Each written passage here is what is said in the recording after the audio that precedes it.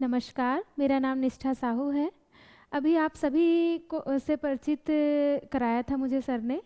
और आप सभी को विदित है, ज्ञात है कि अभी आने वाले जो वैकेंसी है जिसमें पीटीआई टीचर के रूप में बीपीएड की बीपीएड के जितने भी स्टूडेंट हैं उनका होना है। तो उसका हम लोग सिलेबस जो गवर्नमेंट ने सिलेबस तैयार किया है उसको हम स्टडी करेंगे।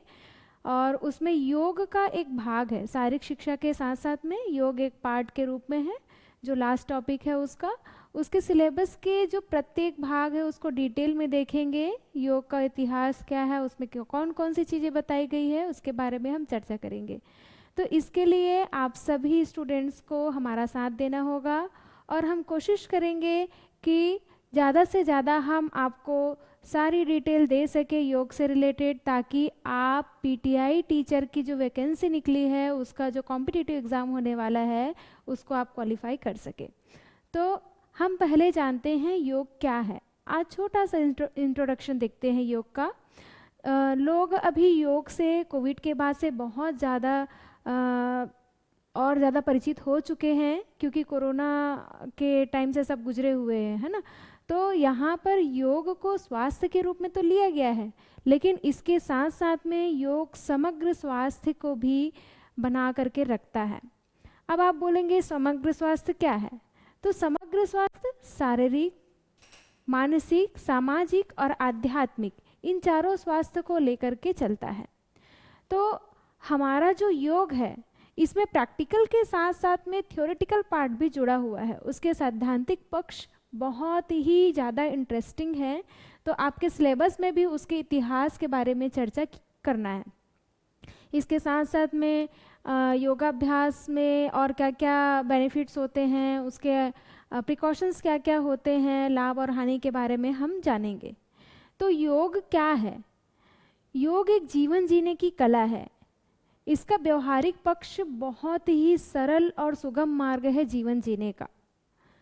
जैसे कि हम डेली रूटीन में यूज़ करते हैं, सुबह से लेकर के शाम तक जो दिनचर्या का पालन करते हैं वह योग के अंतर्गत आते हैं, जिसको हम दिनचर्या बोलते हैं, रात्रिचर्या बोलते हैं, ऋतुचर्या बोलते हैं, है ना। तो योग के इतिहास में हम ये देखेंगे कि हम कौन कौन से अंगों को लेकर के चलेंगे, किस किस काल में योग का कैसे कैसे उद्भव हुआ है।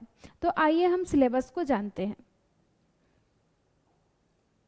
आप देख सकते हैं आपके पाठ्यक्रम में जो पहला टॉपिक है योग का संक्षिप्त परिचय, इतिहास, है ना, और विकास। कैसे विकास हुआ, कैसे इसका उद्भव हुआ।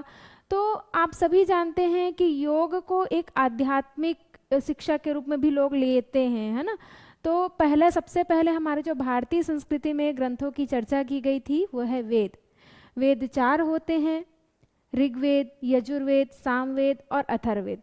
तो इन चारों वेदों को हमारी भारतीय संस्कृति में मुख्य माना गया है। जब सृष्टि में कुछ भी नहीं था, कोई भी ज्ञान और कोई भी क्रियाकलाप नहीं थे, तब 4 वेदों की उत्पत्ति हुई है। तो इन वेदों में भी योग का वर्णन किया गया है, जिसको ऐसा बोला जाता है कि जब से सृष्टि की उत्पत्ति हुई थी तब से योग का भी प्रादुर्भाव माना जाता है। इसके साथ साथ में उपनिषदों के बारे में आप सभी जानते होंगे। कुल 108 उपनिषद होते हैं और इन 108 उपनिषदों में कैसे योग के बारे में बताया गया है, विभिन्न तरीके के उदाहरण दे करके उसमें ज्ञान योग की परंपराओं की चर्चा की गई है, उसको भी हम जानेंगे। इसके साथ साथ में आता है आपका काव्य काल। आप सभी जानते हैं कि हमारे भगवान श्री कृष्ण जी हैं, है ना। तो भगवत गीता के रूप में कितना बड़ा उनने ज्ञान दे दिया, जिसमें ज्ञान योग, कर्म योग, भक्ति योग के बारे में उनने चर्चा की है।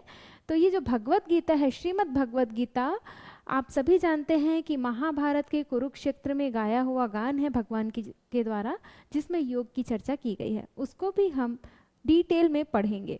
इसके साथ साथ में रामचरितमानस के बारे में, रामायण के बारे में सभी जानते हैं। भगवान श्री राम ने भी योग को कैसे निभाया था। तो ये योग के इतिहास में हम स्टेप बाय स्टेप आगे बढ़ेंगे। महर्षि पतंजलि को आप सभी जानते होंगे, क्योंकि महर्षि पतंजलि विश्वविद्यालय भी खुला हुआ है। तो महर्षि पतंजलि को पतंजलि योग सूत्र के गुरु भी माने जाते हैं, जनक भी माने जाते हैं, जिसमें अष्टांग योग की चर्चा की गई है। देखिए, अष्टांग योग, चाहे वो योग के विद्यार्थी हों, चाहे व्यायाम शिक्षक के विद्यार्थी हों, किसी भी तरीके से हो, अष्टांग योग हर जगह पूछा ही जाता है कि अष्टांग योग क्या है, जो महर्षि पतंजलि ने दिया है। कैसे समाधि की ओर आगे बढ़ने के लिए महर्षि पतंजलि ने 8 अंगों की चर्चा की है और कैसे हम इसको व्यवहारिक जीवन में अप्लाई कर सकते हैं, तो उसके बारे में भी हम चर्चा करेंगे। इसके साथ साथ में मध्यकाल आया। आप सभी जानते हैं कि आज प्रेजेंट टाइम में भगवान शिव को हम लोग योग गुरु मानते हैं, सभी जानते हैं, क्योंकि आदिनाथ शिव कहा गया है। योग मतलब भगवान शिव को हर जगह इन्हीं को दर्जा दिया गया है। ऐसा क्यों दिया गया है? योग के तो बहुत सारे गुरु हैं, कर्म योग, ज्ञान योग, भक्ति योग, अलग अलग तरीके से योग का डिटेल में अलग अलग अंगों की चर्चा की गई है। पर अभी के टाइम में, प्रेजेंट के टाइम में भगवान शिव को ही क्यों माना जाता है? क्योंकि भगवान शिव को आदिनाथ कहा गया है और मध्यकाल में हठ योग बहुत ज़्यादा प्रचलित था। तो योग के इतिहास में ये भी मायने रखता है कि मध्यकाल में योग का कौन सा अंग का प्रचार प्रसार बहुत ज़्यादा हुआ था। तो हम जो आसन करते हैं, हम जो प्राणायाम करते हैं, वो सभी हठ योग के पार्ट्स हैं। योग के बहुत सारे अंग हैं। जैसे आप भक्ति के मार्ग में जाएंगे तो भक्ति योग, जैसे आप सभी जानते हैं कि मीराबाई थी, प्रहलाद थे, है ना, हनुमान जी थे, ये सब भक्ति योग के अंतर्गत आते हैं। कर्म योग की बात करें तो हम जैसा कर्म करते हैं वैसे ही हमको फल मिलता है। तो कर्म फल सिद्धांत से इंसान नहीं बच सकता। तो यहाँ पर कर्म के माध्यम से हम कैसे समाधि को या मोक्ष को प्राप्त कर सकते हैं, पाप और पुण्य को कैसे काट करके हम वहाँ आगे बढ़ सकते हैं, उसके बारे में कर्मयोग में भी चर्चा किया गया है।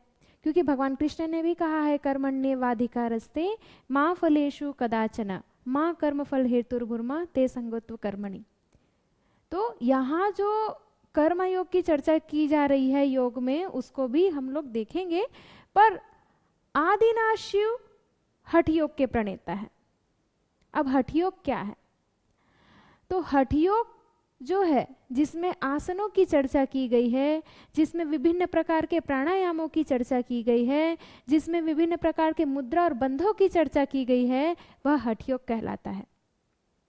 क्योंकि हठ योग में, बाकी योग में आसनों का डिफरेंस टाइप्स ऑफ आसन नहीं बताया गया है, बट हठ योग में बताया गया है।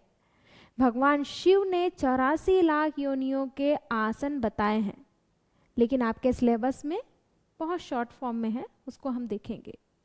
तो हठ योग जो मध्यकाल में आया, तो उसको भगवान शिव ने बताया, फिर उसके बाद में उनके अनुयायी आते गए। नाथ संप्रदाय जिसको कहा गया, तो भगवान शिव के बाद में मत्स्येंद्रनाथ जी ने उनका प्रचार प्रसार किया।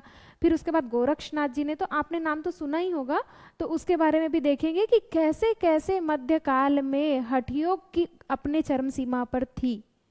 क्योंकि हठ योग बहुत इंटरेस्टिंग है, क्योंकि यह तंत्र योग का भी पार्ट है, तो उसको हम और अच्छे तरीके से आगे देखेंगे। इसके बाद में आता है आधुनिक काल, मतलब प्रेजेंट टाइम, जो 21वीं सदी हुई, उसमें कौन कौन से योग गुरु ने योग को आगे बढ़ाया, कितने टाइप्स के योग आ गए हैं, आप सभी जानते हैं। ऐसे योग को देखा जाए, अगर परंपरा के उससे जो परंपरागत योग अनुशासन की चर्चा करें, तो ट्रेडिशन ऑफ योगा में अगर देखा जाए तो आप आसनों पे होल्डिंग करते हैं। जितने भी ट्रेडिशंस हैं आसन के बहुत सारे, उन सब के एक एक आसन को पर्टिकुलर होल्ड करते हैं। बट आज पावर योग आ गया है, अष्टांगा आ गया है ना, तो बहुत सारे योग आ गया, अष्टांगा विन्यासा जैसे, अयंगर योगा आ गया है। तो ये जो है प्रेजेंट टाइम में कैसे योग का विकास हुआ, उसको भी हम लोग देखेंगे। इसके बाद में आपका है योगाभ्यास के लिए सामान्य दिशा निर्देश। योगाभ्यास के लिए क्या क्या चीज़ें हमें पता होनी चाहिए, टाइमिंग क्या होना चाहिए, कितने घंटे बाद, खाने के कितने घंटे बाद या नहाने के कितने घंटे बाद, है ना, इसके कौन कौन से रूल्स रेगुलेशन है, हमारे कपड़े कैसे होने चाहिए, हमारा रख रखाव कैसा होना चाहिए। तो इन सब के बारे में हम लोग चर्चा करेंगे आगे। नेक्स्ट है आपका आसन। अब आपके सिलेबस में 19 आसनों की चर्चा की गई है, 19 आसनों की। तो इन आसन, ये जितने भी आसन आपके बताए गए हैं, ताड़ासन, वृक्षासन, पादहस्तासन, ये विभिन्न तरीके के अलग अलग आसन हैं। तो ये आसन का नाम कैसे आया, क्यों पड़ा? देखिए, हर आसन के पीछे एक ट्रिक छिपा हुआ है। ताड़ासन, ताड़ का वृक्ष बिल्कुल लंबा होता है, तो वैसे ही हमारा बॉडी को हमको कैसे बनाना है, बिल्कुल ताड़ के वृक्ष के समान स्ट्रेट लंबा खींचना है, तो वो ताड़ासन कहलाता है।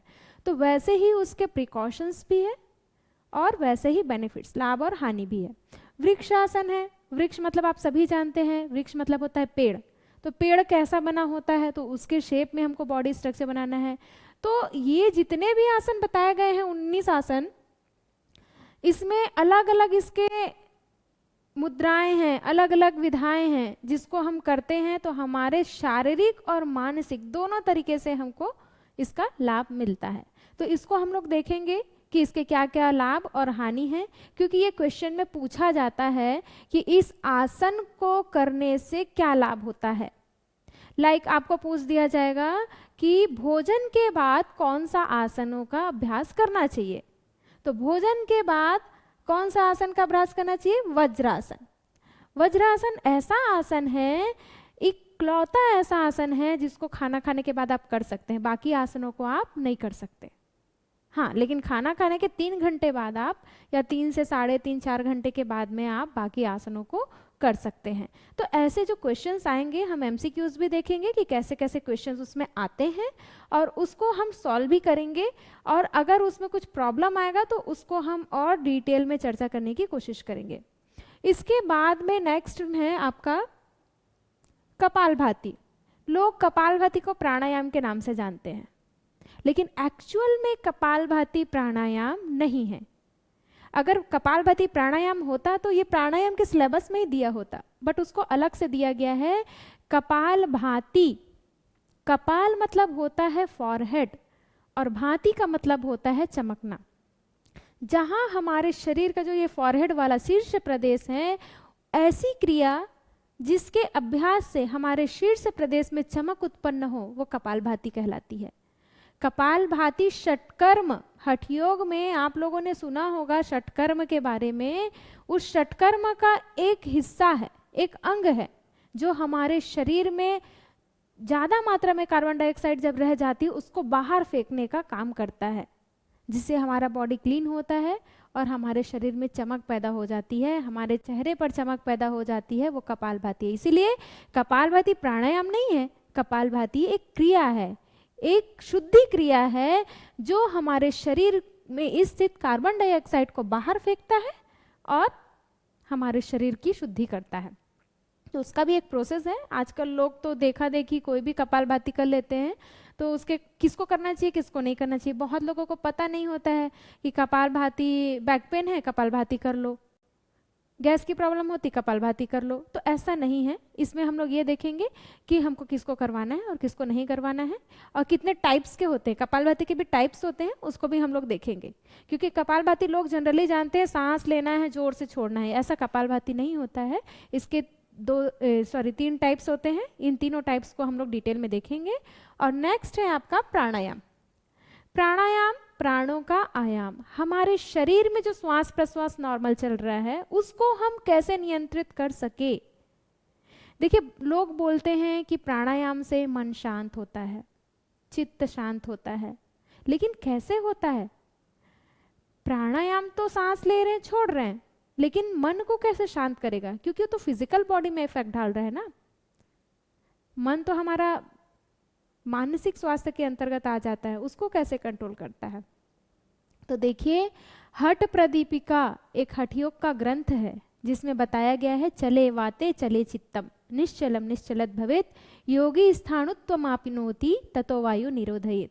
अर्थात जिस प्रकार हमारे शरीर में चले वाते चले चित्तम, वात मतलब होता है वायु, जिस प्रकार हमारे शरीर में वायु चलती है, वायु का आवागमन है, उसी प्रकार हमारा मन भी चलता है। आप सभी महसूस करते होंगे जब आप बहुत ज़्यादा रनिंग करते हैं या फिर बहुत ज़्यादा ओवर थिंकिंग करते हैं या कोई ऐसी एक्टिविटीज़ करते हैं जिसमें फास्ट आपको एक्टिव रहते, तो आपकी सांस फूलने लगती है या बहुत ब्रीदिंग फास्ट हो जाती है। तो आप देखिए, आपका मन जैसा काम कर रहा है वैसा आपका श्वास काम कर रहा है। और वहीं पर अगर आप लंबी गहरी श्वास लिए और छोड़ दिए, रिलैक्स हो गए, तो मन भी एकदम शांत हो जाता है।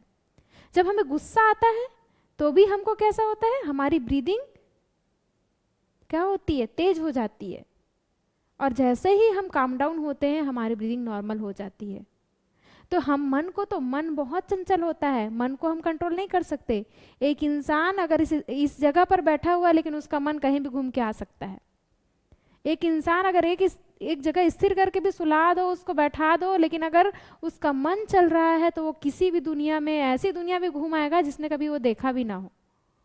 तो मन को हम नियंत्रित नहीं कर सकते, तो हम किसको नियंत्रित कर सकते हैं, अपनी प्राणवायु को।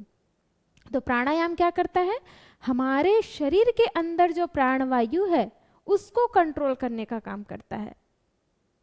तो उस प्राणायाम के माध्यम से हम अपने मन को धीरे धीरे धीरे धीरे एक स्थिति तक लाते हैं।